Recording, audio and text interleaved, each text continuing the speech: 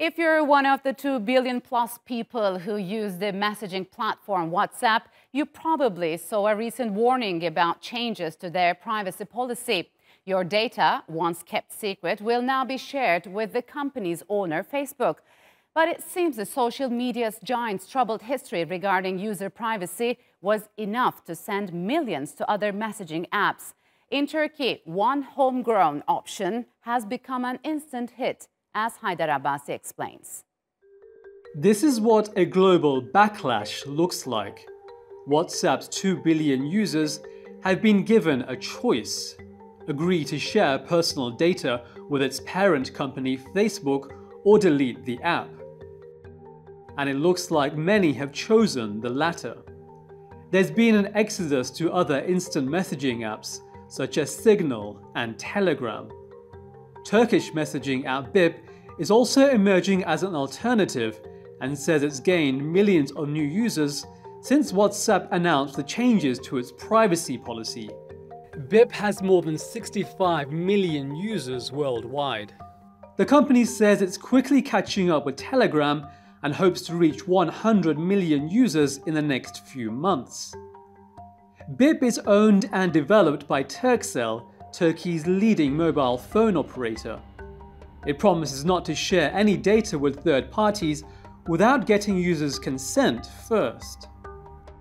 So as BiP, we do not get, process or share any data without user consent, and we keep the data in our high security data centers located in Istanbul and Ankara. So, we also do some operator agreements where we do not have penetration as market. And for those operators abroad with whom we cooperate, their user data kept in their data centers upon their request.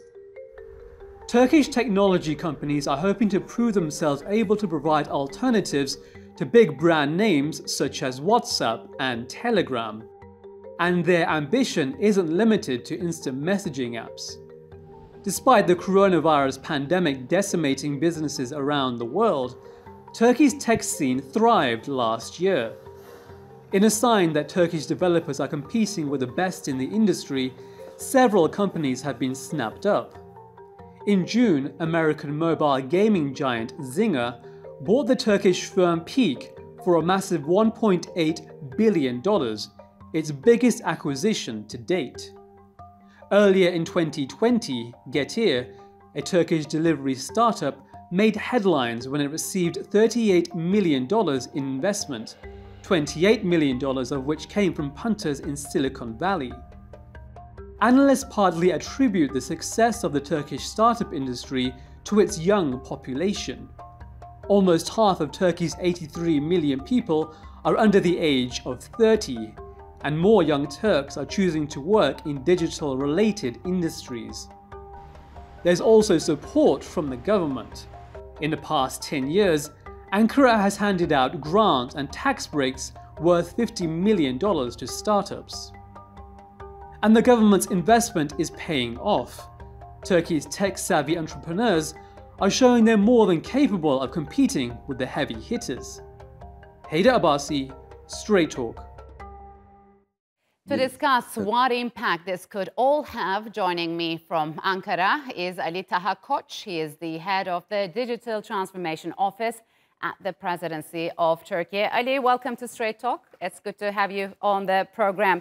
Could you talk about this latest controversy over user privacy concerns and how it has created an opportunity for Turkish companies like BiP to fill that gap and acquire new users? Sure, my pleasure. Thanks for having me. So I just want to start with saying that, our president always, Recep Tayyip Erdogan always states that, and even he stated in the UN General Assembly that the world is bigger than 5. So nowadays what we are seeing is the same thing is happening in the digital world as well. In the digital world, we shouldn't leave the fate of some important issues that can concern our country, our nation, in the hands of global digital companies. So if you let me, I can rephrase this statement as digital world is bigger than 5 big international companies. WhatsApp is an app of one of these big international companies. So what happened is nowadays with the latest privacy policy update, users were imposed to accept the privacy policy. If not, they won't be able to continue using the app. That's not acceptable. We can look at this issue in the two aspects. First of all is discriminative policies. The second is protection of personal data. As per the discriminative policy aspects, everybody knows that WhatsApp has adapted distinct privacy policies for the European Union and distinct and different privacy policies for the people living outside of the European Union. That's the biggest difference. And the other thing is the protection of personal data. Again, WhatsApp is saying that European Union member states has their own data protection law in force, which they call it GDPR. But in Turkey also we have our data protection law.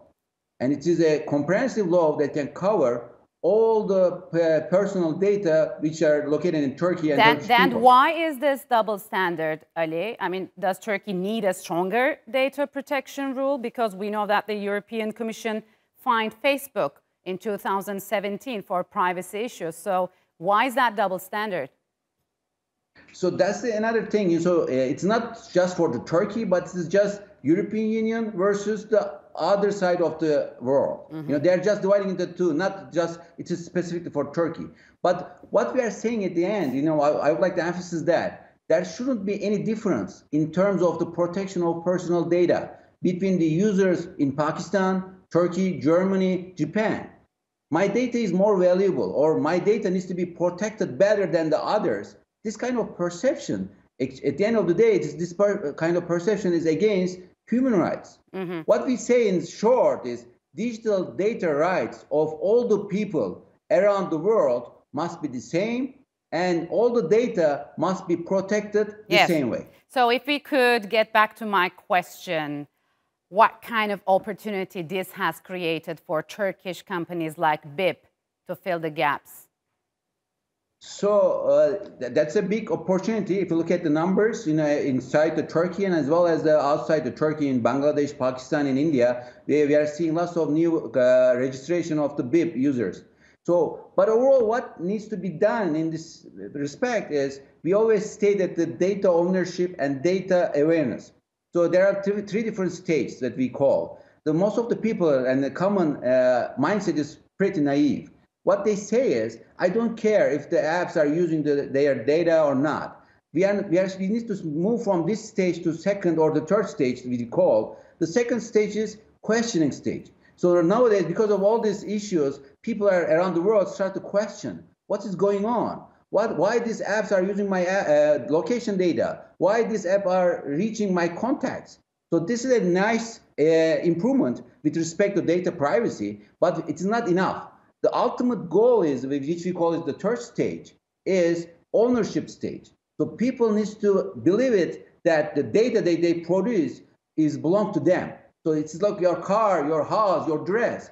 If you digitally produce the data, that data belongs to you. Yes. If someone wants to use it, so what they need to do is they need to get the permission or user consent. With this respect, what I can say is the BiP and the other apps that we build in Turkey are complying with this data protection law, and they ask for the user consent or the permission before they are using the data.